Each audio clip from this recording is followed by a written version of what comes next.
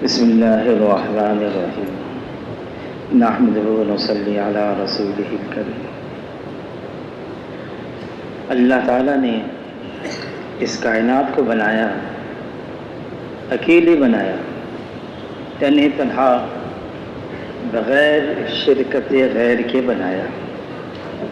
پھر اللہ تعالیٰ نے اس کائنات کے نظام کو چلایا، اکیلے چلایا، تنہا تنہا، بلا شرکت غیر کے۔ اس کائنات کے اندر اللہ تعالیٰ نے طرح طرح کی مخلوقات کو بنایا۔ ایسی مخلوق بنائی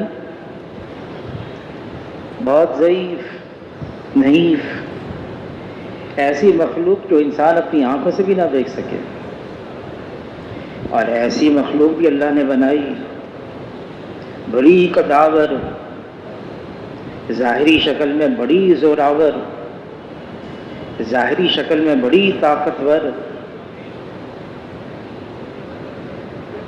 یہ ساری مخلوق اللہ نے بنائی۔ اللہ خالق ہیں اور باقی سب مخلوق ہیں، اور مخلوق ظاہری شکل میں کتنی ہی طاقتور نظر آئے، مخلوق ظاہری شکل میں کتنی ہی زوراور نظر آئے، مخلوق ظاہری شکل میں کتنی ہی قداور نظر آئے، اللہ کے سامنے اس کی کوئی حیثیت نہیں ہے۔ بنانے والے اللہ ہیں، باقی تو بنی ہوئی ہے۔ اللہ مالک ہیں اور باقی سب مملوک ہیں، اور اللہ غالب ہیں اور باقی سب مخلوق ہیں۔ جو مخلوق چاہے گی وہ نہیں ہوگا، جو اللہ چاہیں گے وہ ہوگا۔ مخلوق کا چاہنا یہ محض چاہنا ہے، اور اللہ کا چاہنا ہو جانا ہے، اور اللہ کی چاہت ہر چیز پر غالب ہے۔ فیصلہ اللہ کا ہے، حکم اللہ کا ہے، غلبہ اللہ کا ہے۔ اس ساری کی ساری دنیا کے اندر ایک پتا بھی اللہ کے حکم کے بغیر ہل نہیں سکتا ہے۔ ساری کائنات کا ذرہ ذرہ یہ اللہ کے حکم کے اندر جکڑا ہوا ہے۔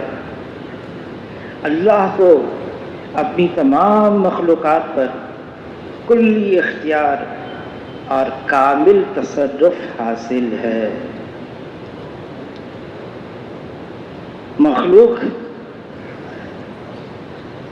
پھر انسانوں کے بارے میں تو اللہ تعالیٰ یوں فرما رہے ہیں، اے انسانوں تم سارے کے سارے فقیر ہو، محتاج ہو، یا ایھا الناس انتم الفقراء الی اللہ، تم سارے اللہ کے یہاں محتاج اور فقیر ہو۔ غنی تو اللہ ہے جو سب کو دے رہا ہے۔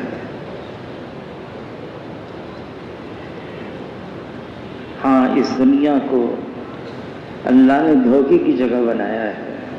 زمین کو بچھایا، پہاڑوں کو اس نے گاڑ دیا، اللہ نے آسمان سے بادلوں کے ذریعے سے بارش کو برسایا، زمین سے اللہ نے کھیتی کو اگایا، درختوں کو اگایا، سمندروں کو چیر دیا، دریاؤں کو رواں کیا۔ پھر اللہ نے ایک دن اور رات کا نظام چلایا۔ اگر تا قیامت رات کا اندھیرا ہوتا تو اللہ کے علاوہ کون جو دن کا اجالا لے آئے؟ اگر تا قیامت دن کا اجالا ہوتا تو اللہ کے علاوہ کون جو رات کا اندھیرا لے آئے؟ اس ساری کی ساری دنیا کے اندر جو نظام اللہ نے چلایا ہے، اس دنیا کو دار الاسباب بنایا ہے، ہر چیز سبب کے تحت چلائی ہے۔ یہ اور بات ہے کہ مسبب الاسباب اللہ ہیں، اور اللہ تعالیٰ کرتے ہیں، اپنی قدرت سے کرتے ہیں، اور کرنے میں اللہ تعالیٰ کسی سبب کے پابند نہیں ہیں۔ کرنے میں اللہ کو کسی سبب کی ضرورت نہیں ہے۔ کرنے میں اللہ تعالیٰ کسی سبب کے محتاج نہیں ہے. چاہیں سبب کے تحت کر کے دکھا دیں، چاہیں سبب کے بغیر کر کے دکھا دیں، چاہے سبب کے مخالف کر کے دکھا دیں. مرضی تو اللہ کی ہے، فیصلہ اللہ کا ہے. لیکن چونکہ نظام اللہ نے چلایا ہے، کائنات کے اندر دارالاسباب دنیا کو بنایا ہے، یہاں جتنے حالات آتے ہیں، اچھے آتے ہیں، برے آتے ہیں، یہ سب اللہ کی طرف سے ہیں، اور اللہ تعالیٰ نے اس کے اسباب کو بیان فرمایا ہے. اس خشکی اور تری پر جتنا فساد ہے، اللہ تعالیٰ اعلان کر رہے ہیں ظہر الفساد فی البر والبحر بما کسبت ایدی الناس. اے انسانوں، یہ سب تمہارے اپنے ہاتھوں کی کمائی ہے. انسان بنا ہوا ہے، اللہ تعالیٰ نظام کو بنا کر رکھ دیتے ہیں. انسان کے اندر بگاڑ آ گیا، اللہ تعالیٰ نظام کو کے اندر بگاڑ پیدا کر دیتے ہیں. انسان کا بننا بہت ضروری ہے. یہ انسان ساری کائنات کا دل ہے، مرکز ہے. یہ انسان اس پر رکھ کر اللہ تعالیٰ نے نظام کو چلایا ہے. یہی وجہ ہے کہ اللہ تعالیٰ نے انسان کی عظمت، بڑائی، مقام کو بیان کیا ہے کئی بار کلام پاک میں. جب اللہ نے آدم علیہ السلام کو بنایا، وجود بخشا، اللہ نے تمام فرشتوں سے حکم دیا اس کو سجدہ کرو. سب نے سجدہ کیا، ابلیس نے نہیں کیا. اللہ نے پوچھا تم نے کیوں نہیں سجدہ کیا؟ تم نے ایسے کو سجدہ نہیں کیا جس کو میں نے اپنے ہاتھ سے بنایا. بتانے کے لیے یہ انسان، اس کا مقام بھی فرشتوں سے اعلیٰ ہے. لیکن اللہ نے اس کو بھی تو بیان کیا ہے. اگر یہ انسان اپنے انسانی کمالات کو ضائع کر دے، اگر یہ انسان اپنی انسانی صفات کو کھو دے، نظر تو آ رہا ہے انسان، سر بھی ہے، دھڑ بھی ہے، سر میں آنکھیں بھی ہیں، کان بھی ہے، ناک بھی ہے، منہ بھی ہے، یہ بول بھی رہا ہے، اس کے دھڑ میں ہاتھ بھی ہے اور پاؤں بھی ہے. لیکن اللہ فرما رہے ہیں، جس کا مفہوم ہے جب یہ انسان اپنے اصلی مقام سے گرتا ہے تو یہ جانور، بلکہ جانور سے بھی بدتر ہو جاتا ہے.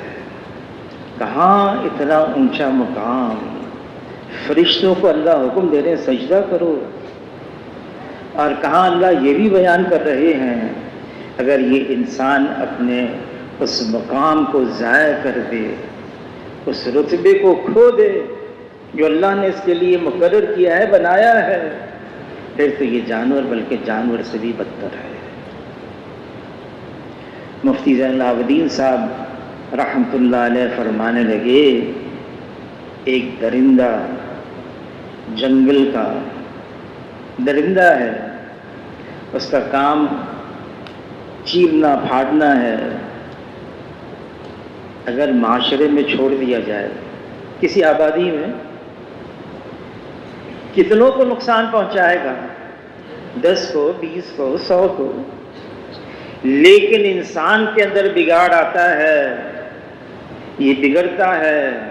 معاشرے کا رہنے والا یہ انسان، یہ 10 کو، 20 کو، 100 کو، اتنوں کو نقصان نہیں پہنچاتا، بلکہ ہزاروں کو.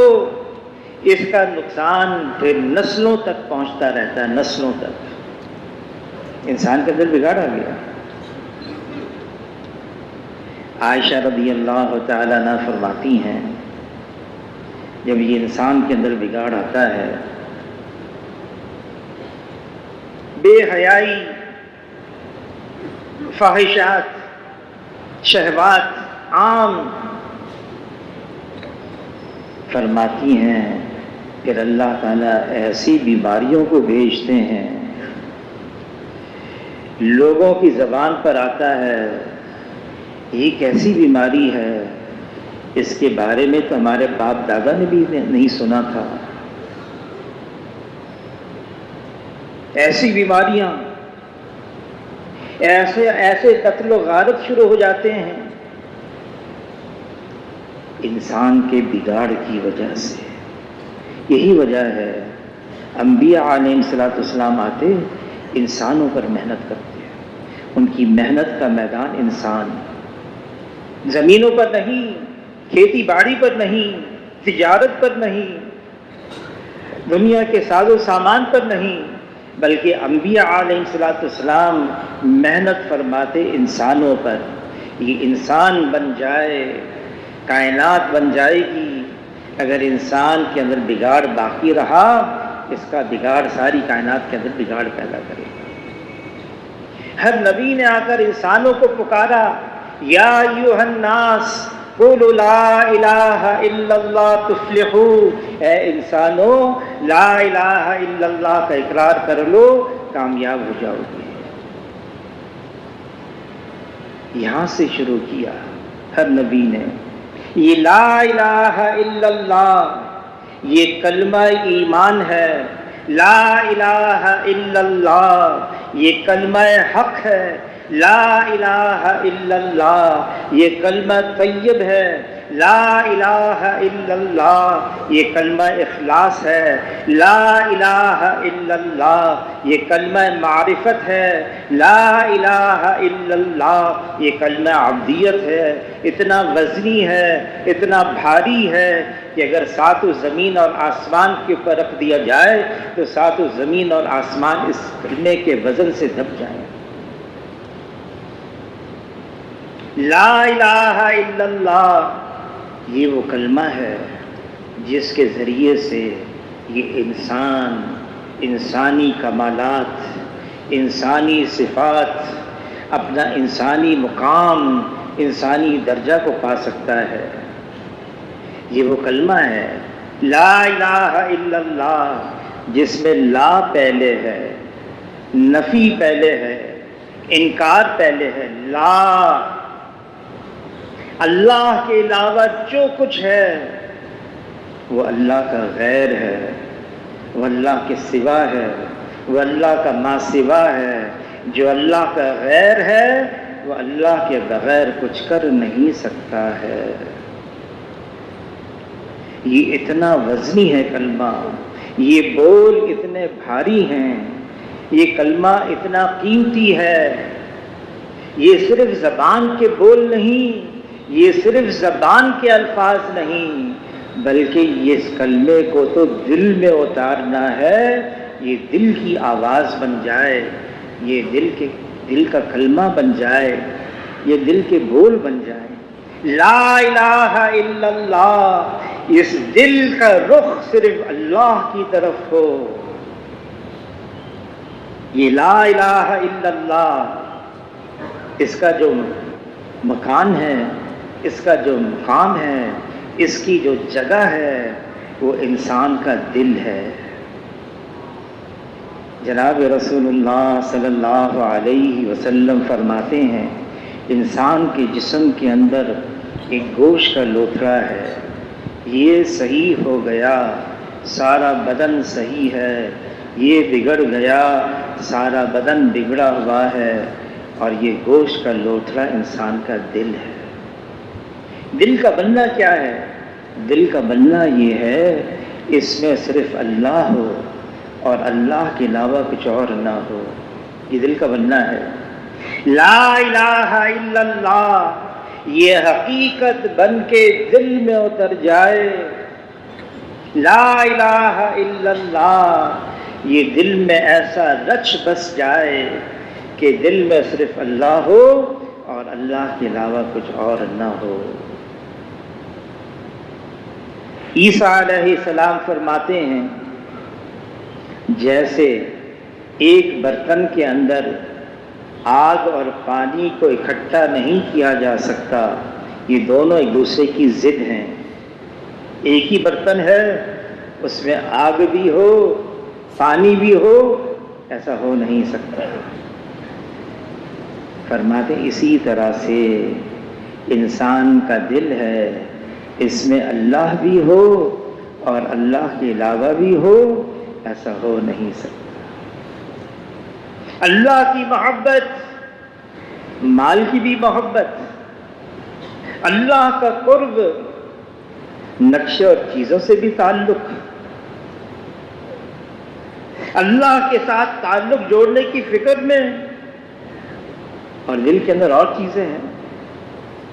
دل تو ہے صنم آشنا، تجھے ملے گا کیا نماز میں؟ دل کو اللہ کے غیر سے بھر دیا، دل کے اندر فاسد مادہ، اللہ میں کوئی کمی نہیں، اللہ میں کوئی کجی نہیں، اللہ میں کوئی خامی نہیں۔ اللہ تعالیٰ یکتر، ہر عیب سے، ہر کمی سے پاک اور صاف ہے۔ سبحان اللہ۔ دل ہے ناپاک، مال، نقشے، چیزیں، منصب، ڈگری، عہدے، دل تو کر دیا ناپاک۔ اس ناپاک دل میں اللہ نہیں آئیں گے، حالانکہ یہ دل اللہ کی تجلی گاہ ہے۔ اس دل کو اللہ نے اپنے لیے مختص کیا ہوا ہے۔ یہ زمین اللہ کو نہیں سما سکتی، یہ آسمان اللہ کو نہیں سما سکتا، مومن کا دل ہے یہ اللہ کو سما سکتا ہے۔ لیکن کس دل میں؟ وہ دل جو اللہ کے غیر سے پاک ہو جائے، صاف ہو جائے، کوئی گندگی نہیں۔ حضور صلی اللہ علیہ وسلم نے 13 سال نبوت والی زندگی مکہ مکرمہ میں اور 10 سال مدینہ منورہ میں، علماء حضرات فرماتے ہیں احکامات تو تقریباً مدینہ منورہ میں آئے، زیادہ وقت مکہ مکرمہ میں۔ جب حضور نے نبوت کا اعلان فرمایا تو زیادہ وقت مکے میں گزرا۔ یہاں کیا ہو رہا تھا؟ عمر رضی اللہ تعالیٰ عنہ فرماتے ہیں ہم ایمان کو سیکھ رہے تھے، تعلمنا الایمان، لا الہ الا اللہ کی حقیقت کو دل میں اتار رہے تھے، اور دل میں اتار دیا تھا انہوں نے کہ اللہ تعالیٰ بعد آنے والوں سے یوں فرما رہے ہیں جیسے وہ ایمان لے آئے تم بھی ایمان لے آؤ۔ ان کا ایمان کیسے تھا؟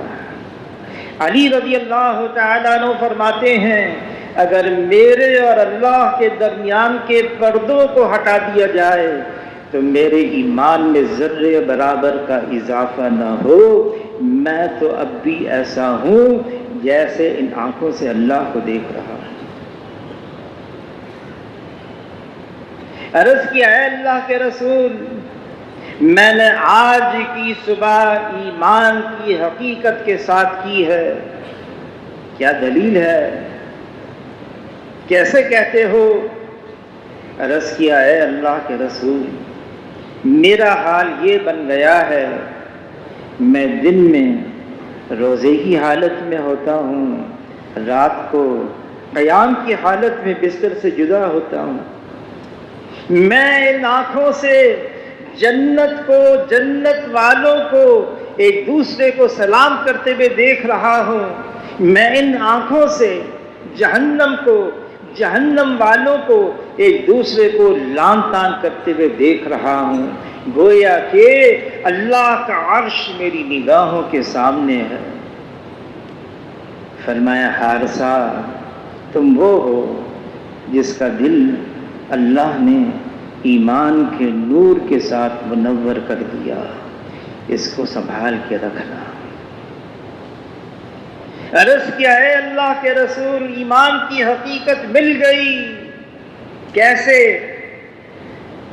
عرض کیا مونڈھوں پر بیٹھے ہوئے نامہ اعمال لکھنے والے کرامن کاتبین، ان کے قلم کے لکھنے کی آواز کو میں اپنے کانوں سے سن رہا ہوں۔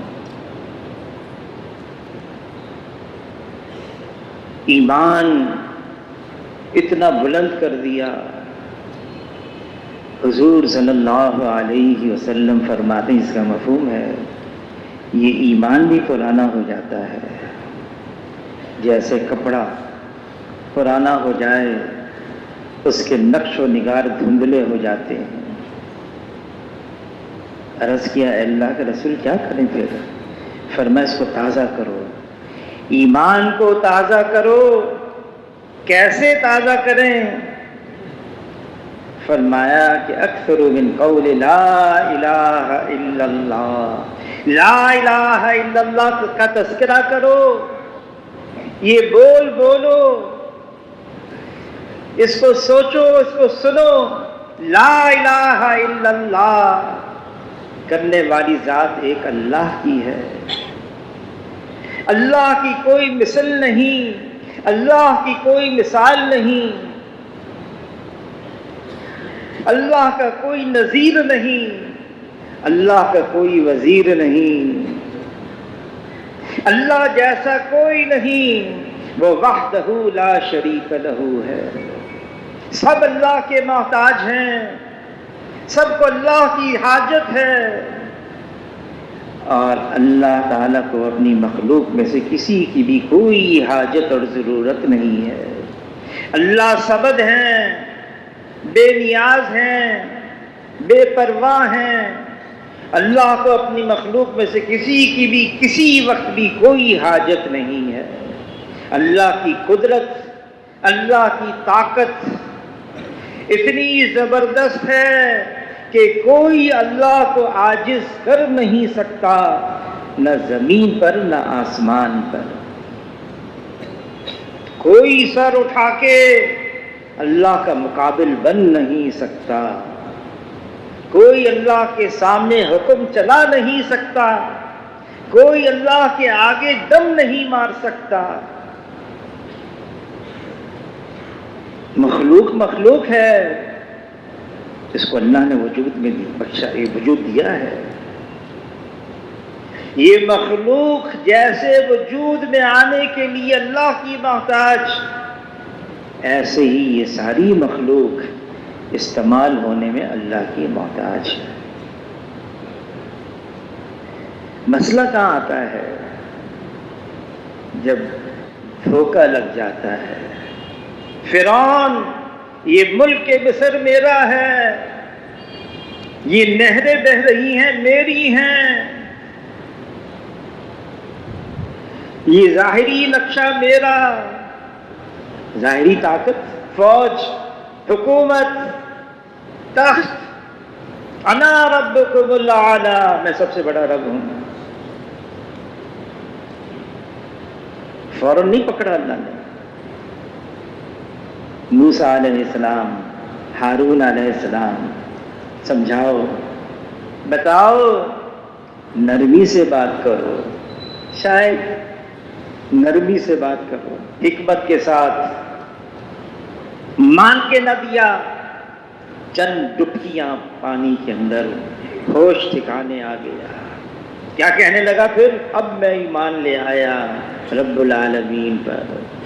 لیکن اب کیا، پانی سر کے اوپر سے گزر چکا۔ اللہ نے مردہ لاش عبرت کے لیے، دیکھ لو یہ وہی ہے، کہتا تھا یہ ملک مصر میرا ہے، میں سب سے بڑا رب ہوں، اب مردہ لاش ہے عجائب گھر میں، عبرت حاصل کرو۔ یہ دنیا دھوکہ دیتی ہے آدمی کے اندر، سمجھتا ہے یہ میرے پاس ہے، میری چیزیں ہیں۔ ارے اللہ نے تو ہمیں مٹی سے بنایا ہے، مٹی میں جانا ہے، موت طاق میں ہے، مرنا ہے، پھر کیا ہوگا؟ دنیا کی تو کوئی چیز ساتھ نہیں جائے گی۔ سکندر اعظم موت کا وقت قریب آیا، وصیت کی کفناؤ لیکن ہاتھ کفن سے باہر رکھنا۔ کیوں؟ دیکھ لیں دنیا کا فاتح دنیا سے جا رہا ہے، ہاتھ تو خالی ہی ہے، کوئی چیز یہاں کی ساتھ نہیں جائے گی۔ جب تک یہ سانس ہے بس اس وقت دھوکے میں ہے۔ حضور صلی اللہ علیہ وسلم فرماتے ہیں اس کا مفہوم ہے دنیا سے بے رغبتی، یہ دنیا دھوکے کا گھر ہے، یہ اس بات کی نشانی ہے اگر کوئی دنیا کے دھوکے سے نکل گیا تو یہ اس بات کی نشانی ہے ایمان کی حقیقت اس کے دل میں آ گئی۔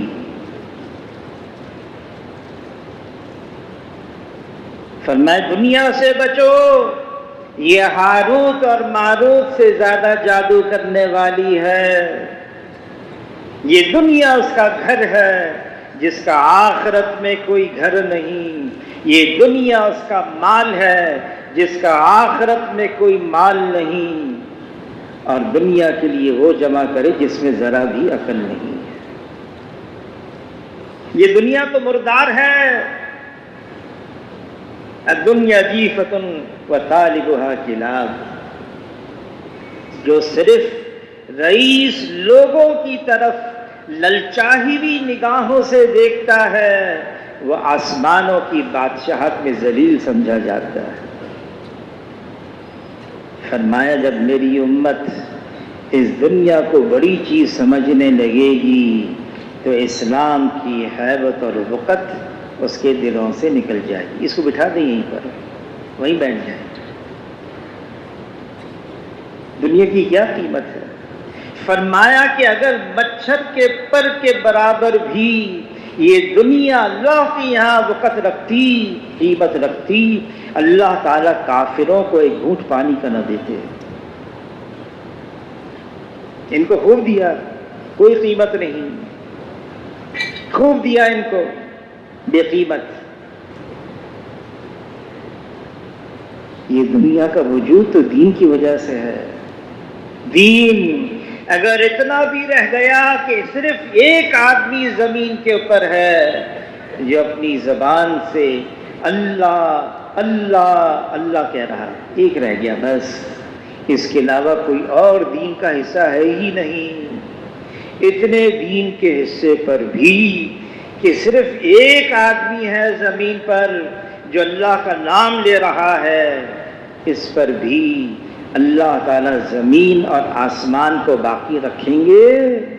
اس وقت جتنی مخلوق ہوگی سب کو سنبھالیں گے اور پالیں گے، اور ایک بھی اللہ کا نام لینے والا اس زمین پر نہ رہا تو اللہ تعالیٰ زمین اور آسمان کو ختم فرما دیں گے، پھر قیامت آ جائے گی، پھر دنیا کی ضرورت باقی نہیں رہے گی۔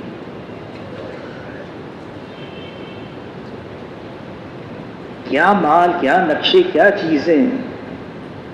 حضور صلی اللہ علیہ وسلم صحابہ کے ساتھ مدینہ منورہ کی گلیوں میں جا رہے ہیں، کوڑی پر گزر ہوا شہر کا کچرا، اس پر ایک مرا ہوا بکری کا بچہ، کان بھی دم بھی عیب دار کٹی ہوئی یا چھوٹی، پیٹ پھولا پھٹا ہوا۔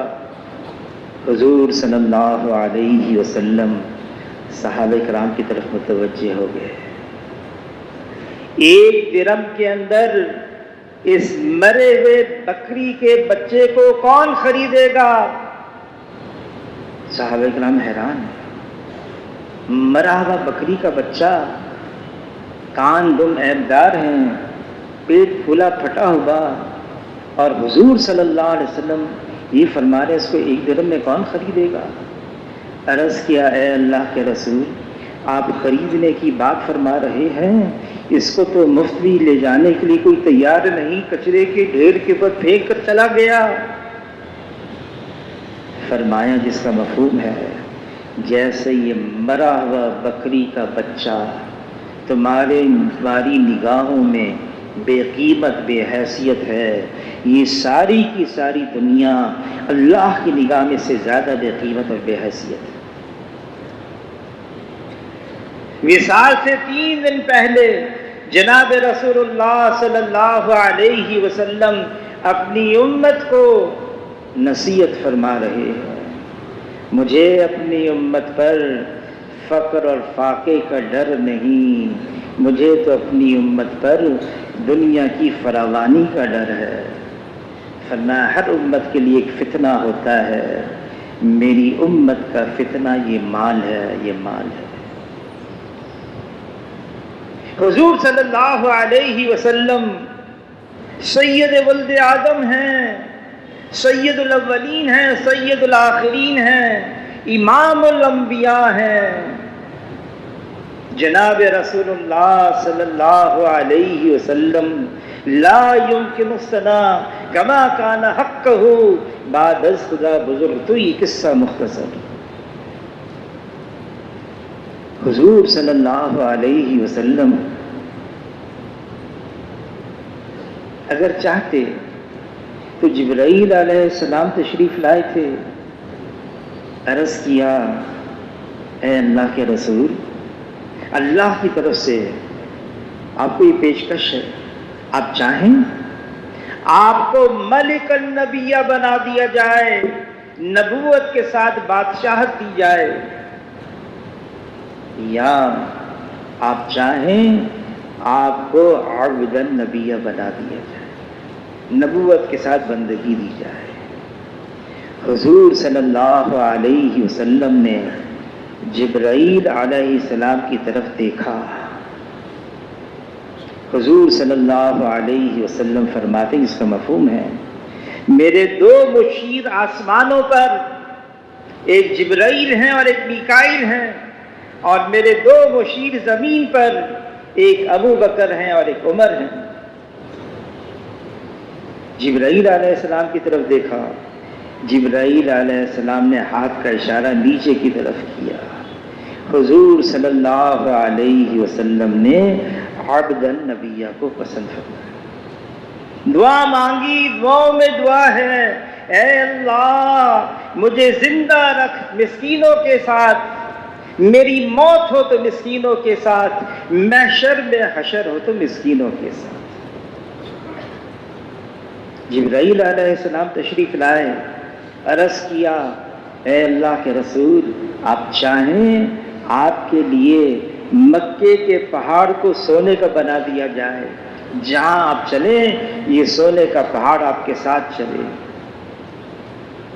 حضور صلی اللہ علیہ وسلم نے دعا مانگی، اے اللہ ایک دن کھانے کو مل جائے، اتنا مل جائے قبر سیدھی ہو جائے، اس پر میں تیرا شکر ادا کروں، اور ایک دن میرا فاقے سے گزرے، اس پر میں صبر کروں۔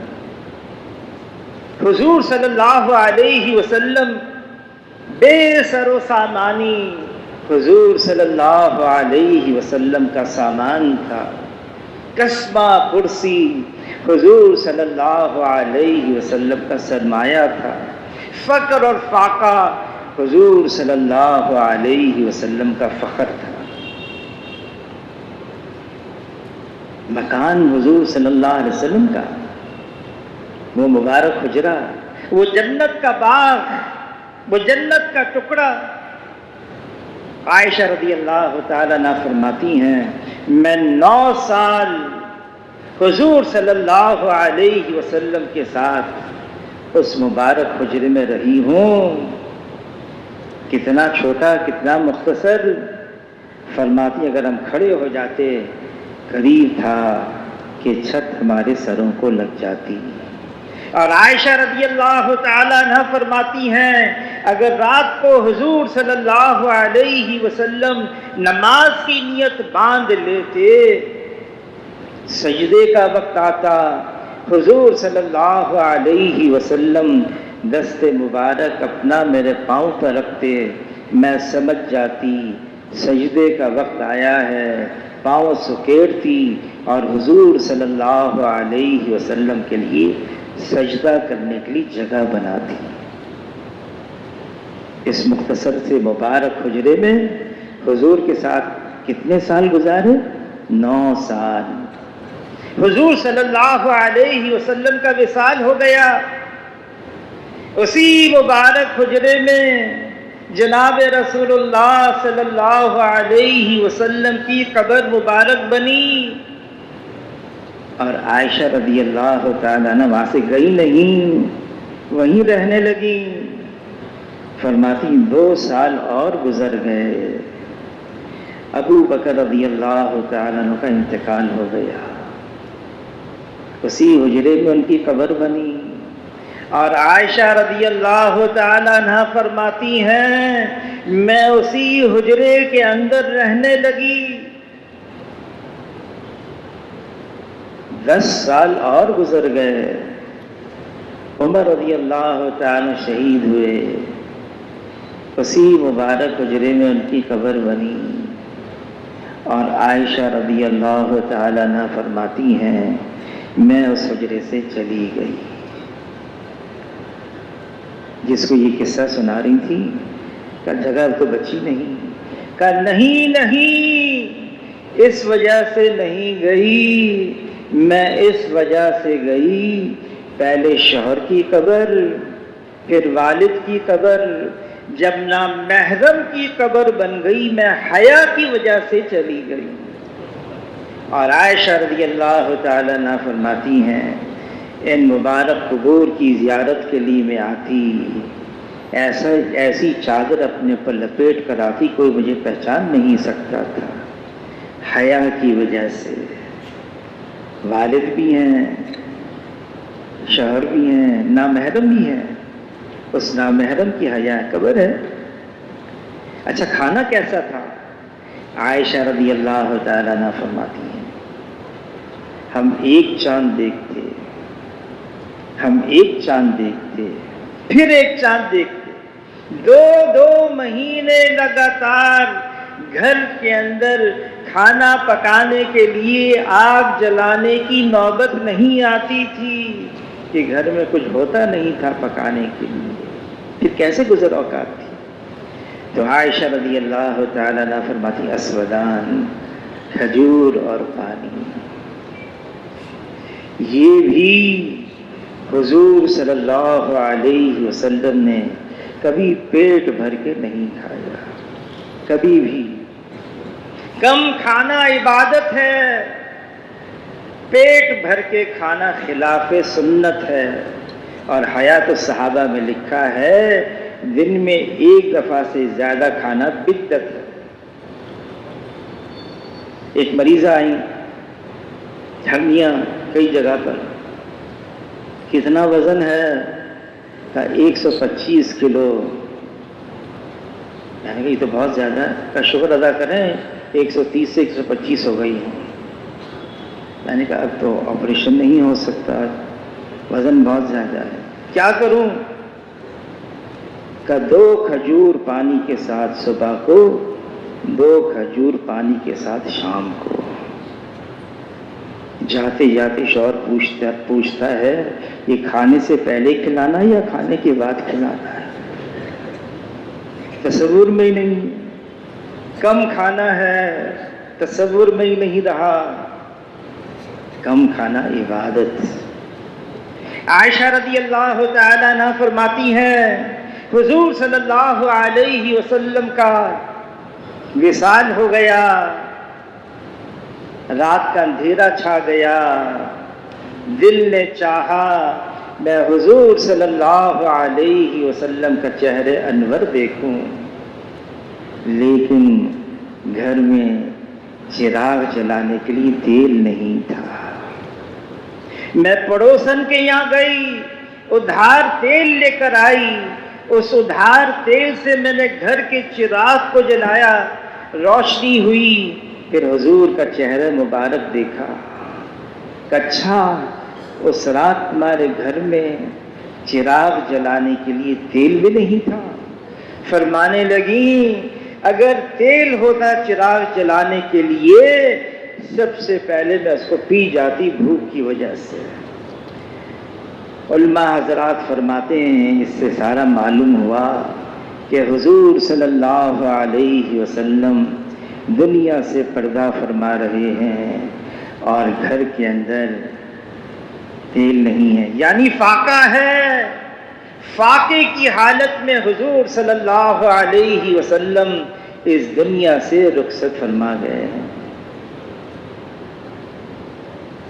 یہ سب اختیاری تھا اور ساری امت کو ترغیب دی، کن فی الدنیا کانک غریب عابر سبیل، دنیا میں ایسے رہو جیسے مسافر بلکہ راہ چلتا ہوا مسافر، ایسے رہو۔ سلمان فارسی رضی اللہ تعالیٰ عنہ، اللہ نے ان کو بڑی طویل عمر دی، دنیا کی زندگی کی زاہدانہ زندگی گزاری۔ درخت کے نیچے کسی کے علاقے کی گورنر تھے، کوئی مکان نہیں کچھ نہیں، درخت کے نیچے بیٹھتے، کسی نے ان کے لیے جھونپڑی بنا دی، سارا کام اس میں کیا کریں، رات کس میں سو بھی جائیں۔ دنیا سے جانے کا وقت آ گیا، سلمان فارسی رضی اللہ تعالیٰ رونے لگے۔ کسی نے کہا ایسی زاہدانہ زندگی گزاری آپ نے، کیوں رو رہے ہیں؟ فرمایا مجھے حضور کا ایک جملہ یاد آ رہا ہے۔ کیا جملہ ہے؟ حضور صلی اللہ علیہ وسلم نے ہم سے فرمایا، یعنی صحابہ سے فرمایا، تم میں سے کوئی اس حال میں آ کر حشر کے میدان میں مجھ سے نہ ملے کہ دنیا میں اتنا ساز و سامان چھوڑ کر آیا ہو، ایک اونٹ پر لاد دیا جائے اور اس سے زیادہ ہو۔ یہ جملہ حضور کا مجھے پریشان کر رہا ہے۔ ساز و سامان، نقشے، چیزیں، مال، یہی وہ ہیں جس نے انسان کو بگاڑ دیا ہے۔ مال سے زندگی نہیں بنتی، زندگی اس کی بنتی ہے جس کی اللہ بناتے ہیں۔ نقشے چیزوں سے کام نہیں بنتا، اس کا کام بنتا ہے جس کی اللہ بناتے ہیں۔ عہدے سے، منصب سے، ڈگری سے عزت نہیں ملتی، عزت اس کو ملتی ہے جس کو اللہ عطا فرماتے ہیں۔ اللہ دینے پر آئے کوئی روک نہیں سکتا، اللہ بنانے پر آئے کوئی بگاڑ نہیں سکتا، اور اگر اللہ ہی روک دیں پھر کون ہے جو دے سکتا ہے؟ اگر اللہ ہی بگاڑ دیں پھر کون ہے جو بنا سکتا ہے؟ اللہ کے علاوہ کوئی ہستی نہیں جو اللہ کے حکم کے بغیر یہاں کچھ کر سکے۔ لا الہ الا اللہ، اس کی حقیقت اپنے اندر بٹھانی ہے۔ 13 سال مکہ مکرمہ میں یہ جو تبلیغ کا کام ہے، مولانا الیاس صاحب رحمۃ اللہ علیہ فرمانے لگے میں نے اس کا نام تبلیغی جماعت نہیں رکھا، پڑ گیا، لوگ یوں بلانے لگے، اگر مجھے اختیار ہوتا میں اس کا نام تحریک ایمان رکھتا۔ تحریک ایمان، دلوں میں سے اللہ کے علاوہ کا بگڑا ہوا یقین نکل جائے، کھرچ کھرچ کر اللہ کے غیر کا تاثر ہی باقی نہ رہے، یہ دل اللہ کے غیر سے بالکل فارغ ہو جائے، میں ہوں اور اللہ ہو اور درمیان میں کچھ اور نہ ہو۔ ایسا خالص، مخلص، ایسا پاک اور صاف ایمان، اس دل میں صرف اللہ ہو اور اللہ کے علاوہ کچھ اور نہ ہو۔ آدمی سوچتا بڑا مشکل کام ہے، نہیں، ہو سکتا ہے مشکل ہو لیکن ناممکن نہیں ہے، یہ ناممکن نہیں ہے۔ یہ محنت کا میدان انسان کا دل ہے، محنت تو کریں ہم اس پر۔ لا الہ الا اللہ، اتنی دعوت دی جائے کسی سے کچھ نہیں ہوتا، اللہ سے سب کچھ ہوتا ہے، اتنے بول بولے جائیں، اتنا اس کو سنا جائے، فضا میں اس کو اتنا عام کیا جائے، زبان زبان پر یہ بول ہو کہ ہاں کرنے والی ذات صرف ایک اللہ کی ہے، پھر اللہ کر کے بھی دکھائیں گے، ظاہر کے خلاف کریں گے، کر کے دکھائیں گے، پہلے بھی کیا ہے اور اب بھی اللہ کر رہے۔ مخلوق مخلوق ہے، کیا ہوتا ہے مخلوق سے؟ اگر اللہ کے ساتھ تعلق جوڑ لیا اور وہ اللہ بڑا قدردان ہے، بڑا قدردان ہے، جو صرف اللہ کا نام لیتا ہے کبھی محروم نہیں رہتا، کبھی بھی محروم نہیں رہتا، جو اللہ کا نام لیتا ہے، مجمع میں اللہ کا نام لیتا ہے، فرشتوں کے مجمع میں اللہ اس کا نام لیتے ہیں، کوئی چپ کے دل میں اللہ کا نام لیتا ہے، پھر اللہ بھی چپ کے اس کا نام لیتے ہیں، جو اللہ کا ہے پھر اللہ اس کے ہیں، جو اللہ کا ہے پھر اللہ اس کے ہیں، اور جس کے اللہ ہو گئے کس بات کا غم ہے اس کو؟ جس کے اللہ ہو گئے، جلال الدین رومی رحمۃ اللہ علیہ نے لکھا ہے کہ محمود ایاز کی قصے کا محمود بادشاہ تھا اور ایاز اس کا غلام تھا، بڑا تعلق آپس میں، تو وزیروں نے کہا یہ عجیب بادشاہ ہے، یہ غلام ہے، اس پر یہ اتنا فرشتہ ہے، تو ایک دن محمود نے اعلان کیا اپنے خزانے بکھیر کر کہ جو جس پر ہاتھ رکھ دے وہ اس کا ہے، سونا بھی، چاندی بھی، جواہرات بھی، مال بھی، سب لوگ بھاگے، وزیر بھی بھاگے، ایاز کھڑا رہا، جب سب نے ہاتھ رکھ لیا تو محمود نے ایاز سے کہا تم کسی پر ہاتھ نہیں رکھو گے؟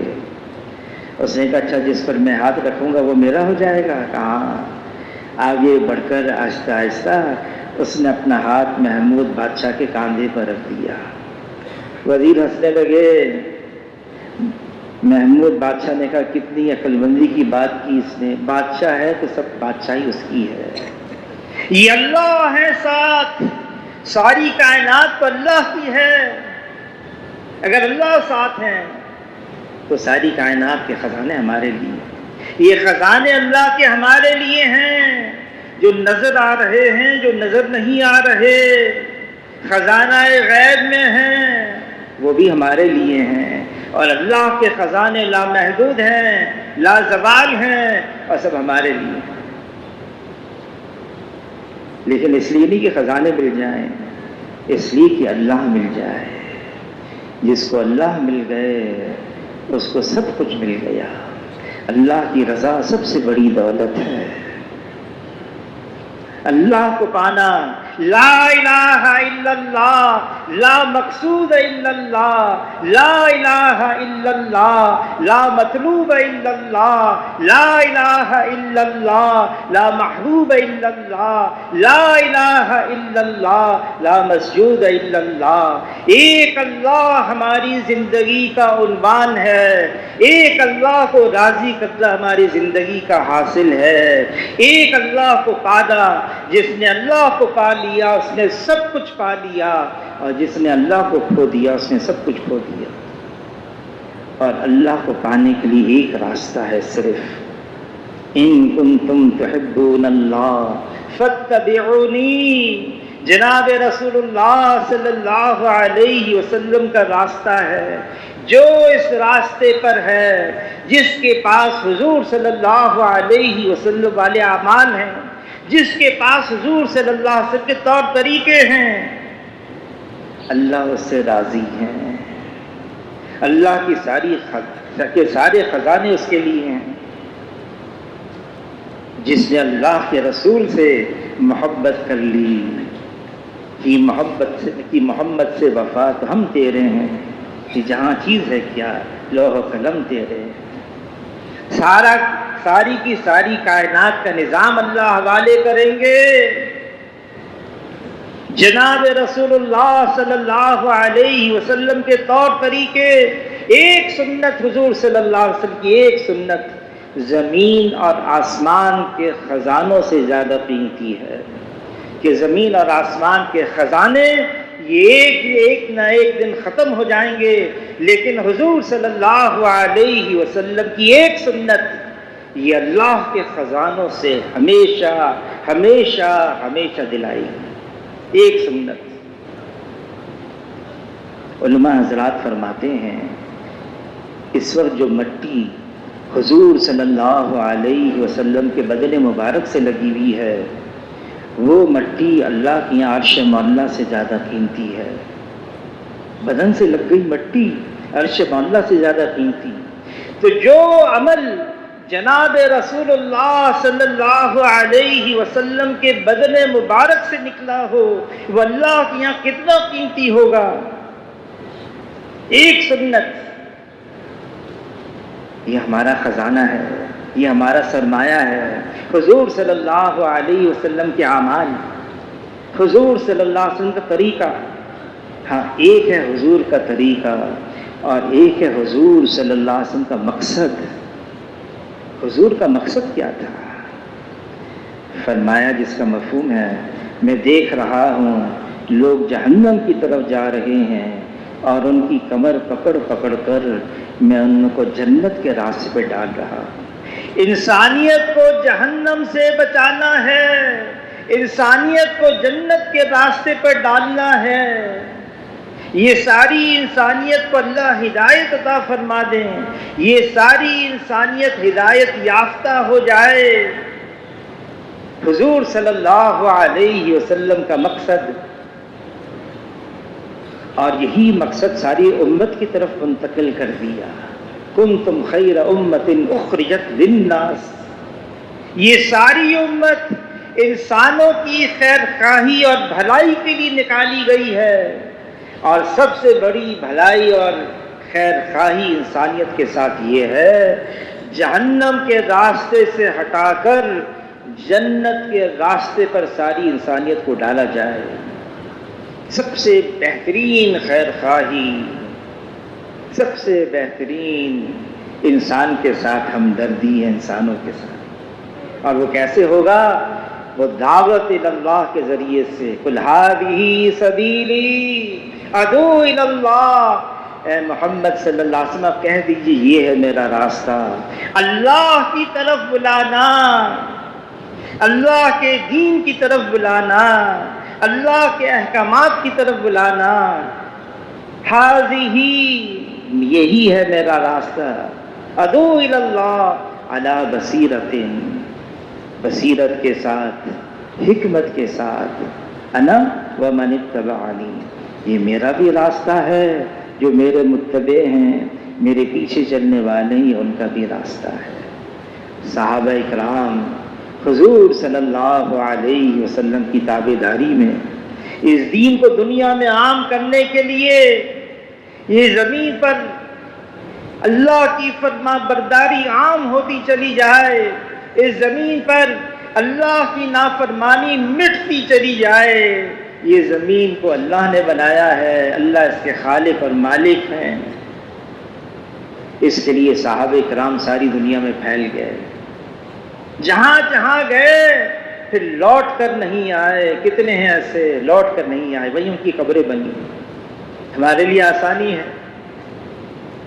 حضرت شیخ نے فرمایا صرف صحابہ کا 10واں حصہ کر لیں، اللہ ہمارے ساتھ وہ معاملہ کریں گے اللہ نے جو صحابہ کے ساتھ کیا۔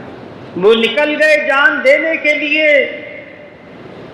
ہم 4 مہینے کے لیے، ہم 40 دن کے لیے اللہ کے راستے میں نکل جائیں، پھر واپس لوٹ کر آئیں اور اپنے اپنے مقام پر آ کر محنت کوشش شروع کر دیں۔ کتنا آسان ہے،